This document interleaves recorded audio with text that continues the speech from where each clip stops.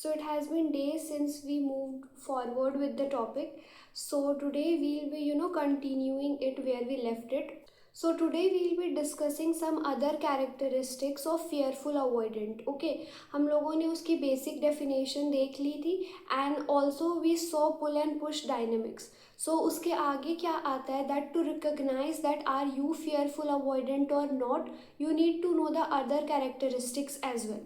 But before starting the video let me tell you, so मेरा motive ये नहीं है कि I educate you, instead my motive is that कि मैं तुम लोगों को उतनी डिटेल्स दूँ जिससे कि तुम ये पता कर सको that are you fearful avoidant और नॉट. That's it. बिकॉज अगर तुम हील करना चाहते हो, अगर तुम उसको क्योर करना चाहते हो, तो तुम्हारा फर्स्ट स्टेप होगा अवेयरनेस. और बिना तुम किसी डेफिनेशन के या बिना जाने हुए कि वो क्या चीज़ है, तुम रिकॉग्नाइज नहीं कर पाओगे कि तुम फियरफुल अवॉइडेंट हो या फिर नहीं हो. So the first is emotional volatility. Emotional volatility का मतलब क्या कि तुम्हारे इमोशंस इंटेंस होंगे और तुम्हारे इमोशंस रैपिडली चेंज करेंगे. और रैपिडली चेंज करने का मतलब without a warning. That means देखो, विदाउट अ वार्निंग मतलब क्या, without prior notice. Now without prior notice मतलब for example lights went out without flicker. देखो, जब भी तुम्हारा बल्ब खराब होने वाला होता है या फिर उसमें कोई भी डिफेक्ट हो, तो वो क्या करता है, पहले फ्लिकर करता है, तब वो it will be switched off, ताकि तुम्हें पता चले that it has some defect. तुमको पहले से ये आइडिया हो जाता है कि हाँ, this bulb has something wrong with it.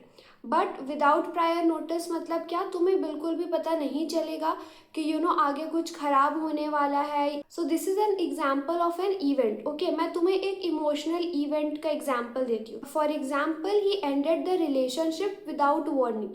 ना तो तुम्हारे कोई आर्ग्यूमेंट्स हुए उससे पहले, ना तो तुम लोग उस डिस्कशन में गए कि समथिंग इज रॉन्ग या फिर हमारे रिलेशनशिप में कुछ ऑफ है. बस directly everything just ended from the other person side. ये मैं तुम्हें एग्जाम्पल दे रही हूँ विदाउट प्रायर नोटिस का. नाउ लेट्स अंडरस्टैंड कि इमोशनल वॉलेटिलिटी के की कैरेक्टरिस्टिक्स क्या है. So the first one is high intense emotions. That means कि अगर तुम्हें कोई माइनर अनॉयंस होगी या फिर माइनर डिस्टर्बेंस तुम्हें क्राइसिस जैसी लगेगी. ओके, और तुम्हें स्लाइट एक्साइटमेंट यूफोरिया जैसी लगेगी. ना यूफोरिया का मतलब क्या होता है, that means a state of excitement, यानी कि उतनी बड़ी चीज़ नहीं हुई है जितना तुम एक्साइटेड रहोगे. So this means high intense emotions. Now let's see some examples. जैसे अगर तुम ट्रैफिक में हो और तुम्हें कोई कट करके आगे जा रहा है या फिर तुम्हें ओवरटेक कर रहा है, तो तुम्हें माइल्ड फ्रस्ट्रेशन होनी चाहिए, बट तुम्हें बहुत ज़्यादा गुस्सा आएगा, तुम बहुत ज़्यादा रेज फील करोगे अपने आप में, जो कि नहीं होना चाहिए उस सिचुएशन के हिसाब से, right. So the second characteristic is rapid shifts.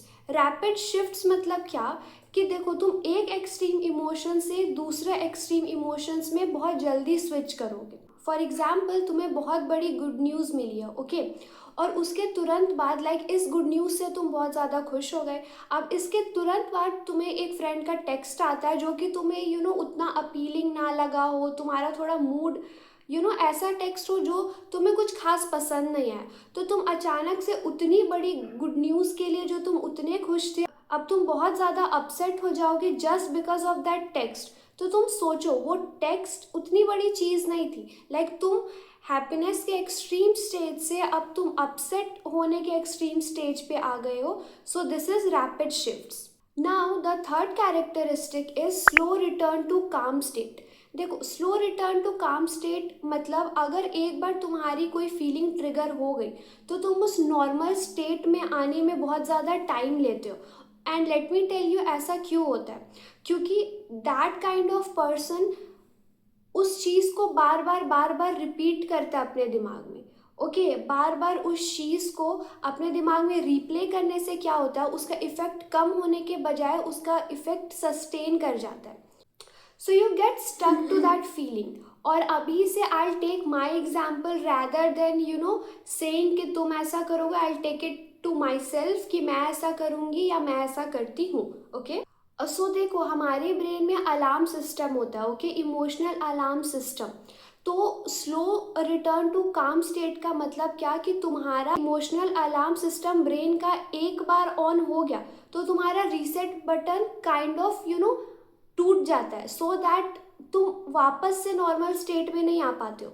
एक बार इमोशन ट्रिगर हो गया, तुम्हारा अलार्म सिस्टम ऑन हो गया, अब तुम बेस लाइन में रिटर्न नहीं कर पा रहे हो, नॉर्मल स्टेट में रिटर्न नहीं कर पा रहे हो, तुम्हें बहुत ज़्यादा टाइम लगता है।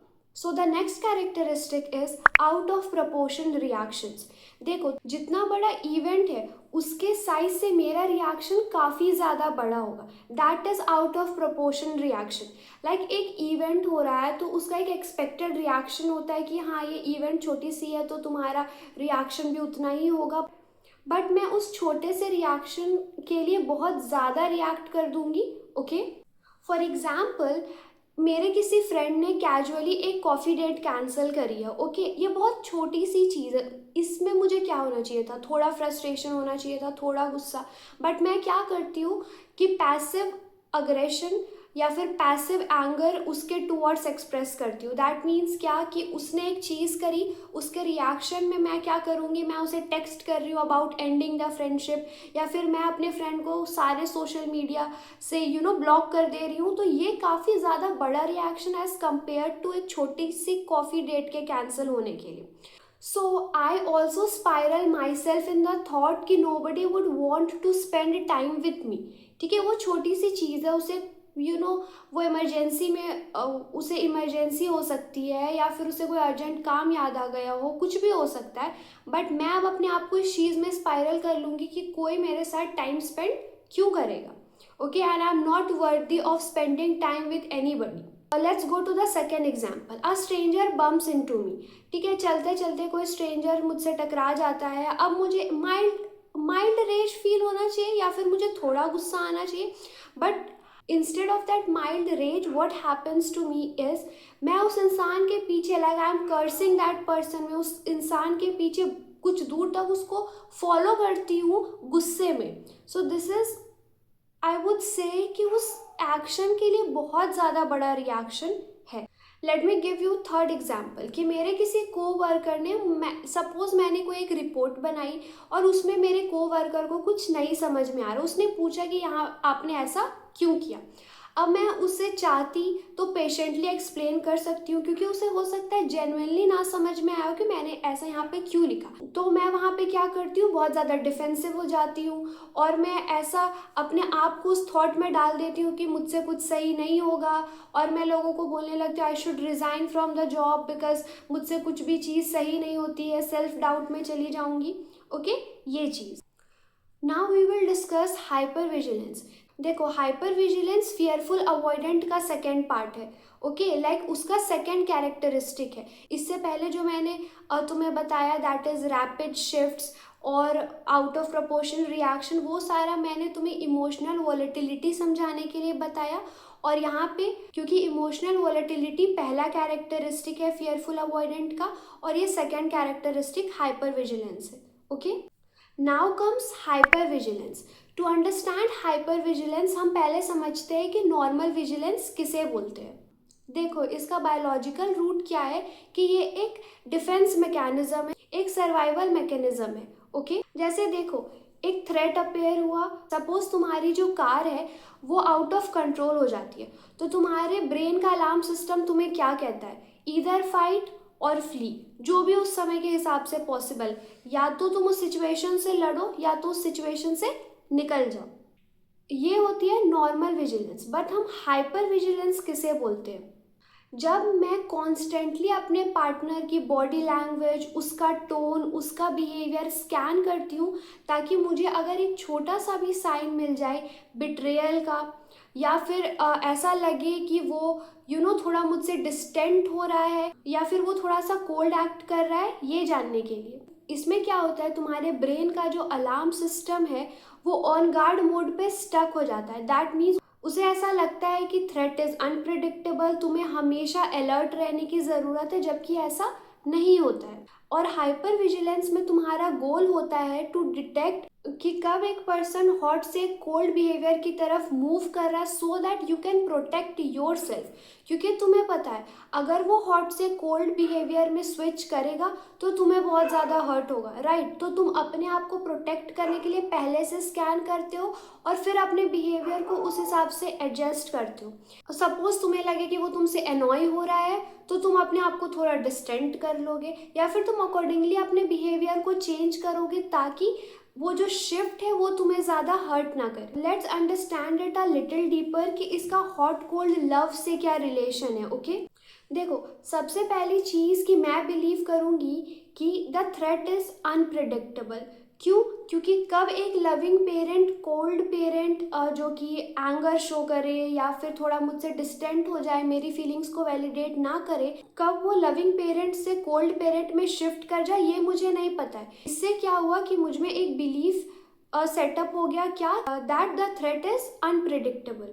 Now the second thing is कि मैं उससे दूर नहीं जा सकती, क्योंकि मुझे बचपन में पता था कि मेरे पेरेंट्स ही मेरे प्राइमरी केयर गिवर है, ठीक है, या फिर वही मेरे प्राइमरी सोर्स ऑफ कंफर्ट है, राइट। तो मैं उनसे दूर तो नहीं जा सकती हूँ। सो अभी भी मेरा ये नोशन बना हुआ है कि जिस भी इंसान से मुझे प्रॉब्लम हो रही है या फिर जो भी इंसान मेरे टुवर्ड्स कोल्ड हो रहा है and if I am attach to that person, तो मैं उससे दूर नहीं जा सकती, बिकॉज मेरे पास एक वही सोर्स है जो मुझे कंफर्ट दे रहा है, जो मुझे लव प्रोवाइड कर रहा है। ओके तो इसका सॉल्यूशन क्या है? The only way is scanning. मैं हमेशा थोड़ा अलर्ट रह सकती हूँ। मैं अपने पेरेंट का मूड देखती हुई आई हूँ कि अच्छा ये थोड़े कोल्ड हो रहे हैं, तो what do I need to do, I need to adjust my behaviour.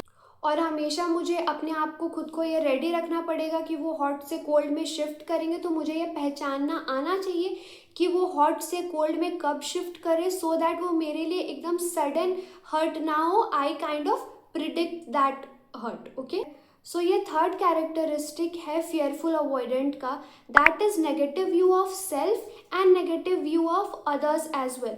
मैं खुद के बारे में सोचूंगी I am unworthy of love, और दैट आई एम डिफेक्टिव, और दूसरों के बारे में सोचूंगी कि दूसरे लोग मुझे हर्ट ही करेंगे। Okay, as the video is getting longer, we'll be discussing the other characteristics of fearful avoidant in the next video. Okay, if it reaches to the people who actually know about attachment styles, then I would request them that please genuinely suggest me that what are the ways by which I can make it more understandable to other people, ताकि वो इसको easily समझ सके और इसके ऊपर काम कर सके। So before putting end to this video, let me tell you कि अगर तुम इससे रिलेट कर पा रहे हो या फिर तुम लोगों ने ये रिकॉग्नाइज कर लिया है कि तुम एंशियसली या फिर अवॉइडेंटली या फिर एंशियसली अवॉइडेंटली अटैच्ड हो, then you don't need to blame yourself. Okay इससे तुम्हारा सेल्फ डाउट और बढ़ेगा। So keep it in your mind कि this is not your fault, ठीक है, तुम इसे बिल्कुल हील कर सकते हो। So let's heal it together. या फिर अगर हम लोग साथ में वर्क करके इसको थोड़ा सप्रेस भी कर सकते हैं, इसके इफेक्ट को कम कर सकते हैं, then we'll surely do that. So you don't need to blame yourself, you don't need to blame your processing कि मैं कितना कॉम्प्लेक्स प्रोसेस करती हूँ या फिर मैं कितना कॉम्प्लेक्स प्रोसेस करता हूँ, कितना कॉम्प्लेक्स सोचता हूँ। Then you don't need to think it that ways. तुम्हारी इसमें गलती नहीं है, that you have developed it. So let's work together on this. And lastly, अपना ख्याल रखो।